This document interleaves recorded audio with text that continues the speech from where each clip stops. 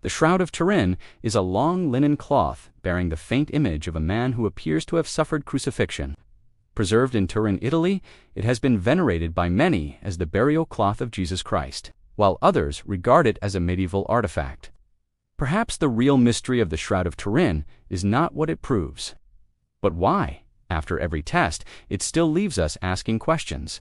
For centuries, it stood at the crossroads of belief and evidence, revered by some, challenged by others, and fully claimed by neither. This single piece of linen carries an image that has fueled one of history's most enduring debates, pitting rigorous scientific analysis against profound spiritual faith.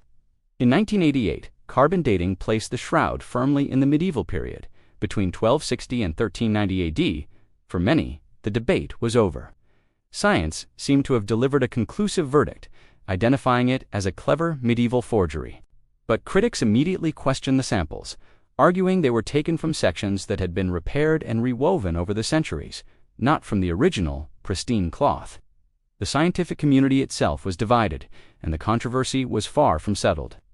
What makes the shroud so perplexing is that no known artistic technique can explain the image. When you look closely, there are no pigments, no paints, and no brush marks. There's no direction of stroke. All that exists is a faint, superficial discoloration embedded in the very top fibers of the linen itself. If it's a forgery, the artist was a genius who used a method that remains unrepeatable even with today's technology. Even more baffling is what happens when the image is analyzed digitally. When processed through modern image analyzers, the shroud reveals three-dimensional data. Standard two-dimensional images flatten into distorted shapes when analyzed for depth. In contrast, the shroud produces a perfect 3D reconstruction of a human figure.